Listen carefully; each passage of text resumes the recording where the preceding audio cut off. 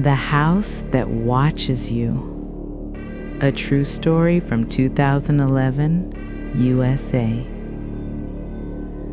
I wasn't looking for a new home. Not really. I just needed somewhere quiet.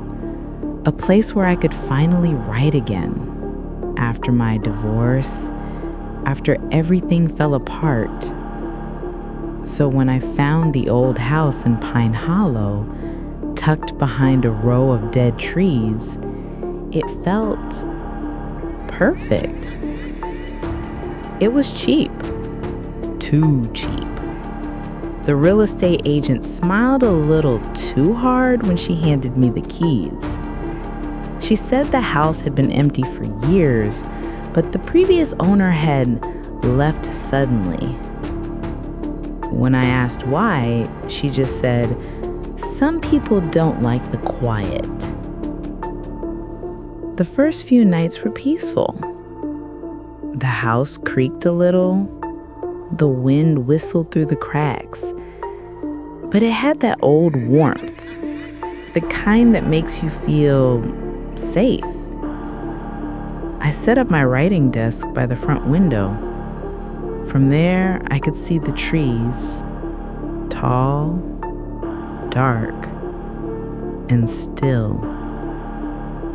But on the fourth night, I noticed something strange. Across the field, behind the tree line, a faint light flickered, like someone walking with a lantern. It would appear for a few seconds, then vanish. Every night, same time. At first, I thought it was a hunter or maybe a neighbor, but when I checked the property map, there were no houses within a mile. And when I went outside to look, the light disappeared completely. A week later, I began hearing footsteps in the hallway. Not loud, soft, deliberate, like someone pacing barefoot across the wood. Always around 3 a.m. The first few times, I convinced myself it was the house settling. Old pipes, old wood. But then I realized the footsteps stopped when I held my breath, as if they were listening. One night, I decided to record it. I left my phone on record and placed it near the door before going to bed. At 3:12 a.m., I woke up to the sound of whispering. Not clear words, just the rhythm of speech, like a conversation from another room. I checked the recording in the morning.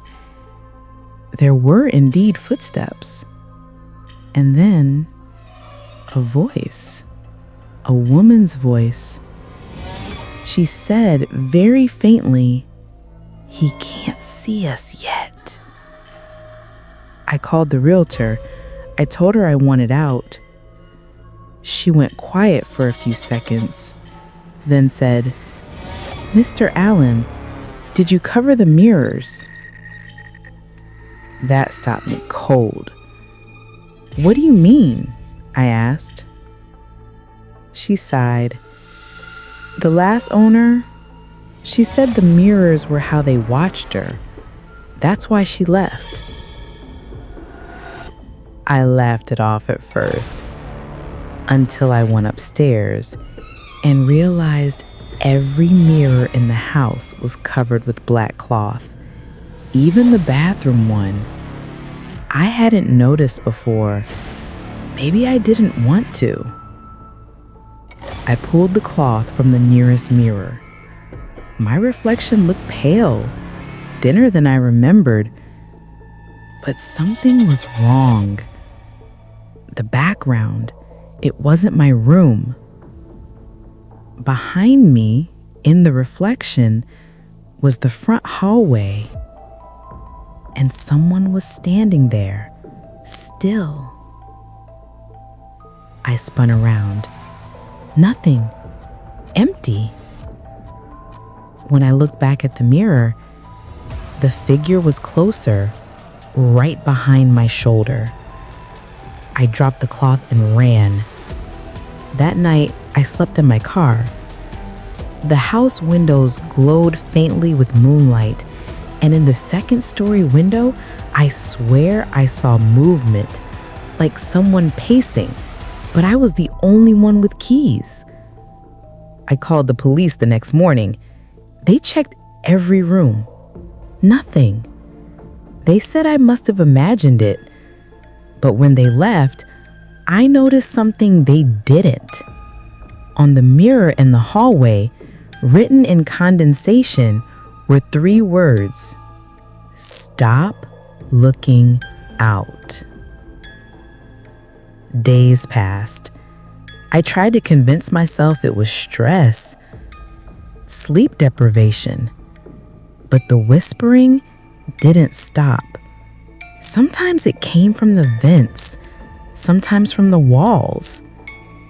Then the lights began turning on by themselves, always in the rooms with mirrors.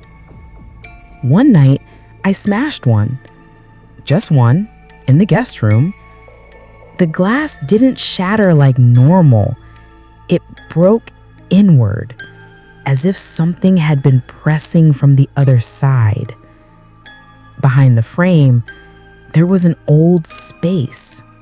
Not a wall, but a narrow cavity.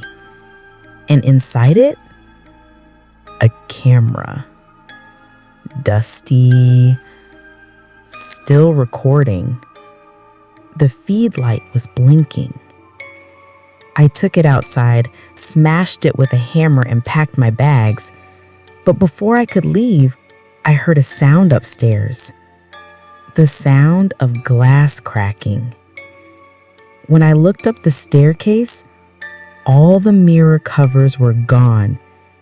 Every mirror was uncovered, gleaming faintly in the darkness. And in each one, my reflection stood still, not moving when I did, watching. The reflections began to smile, slowly, too wide. Then they stepped out. The next thing I remember was waking up in a hospital. The police said I was found wandering the road, barefoot, covered in dust and glass. They said my house burned down that night, electrical fault.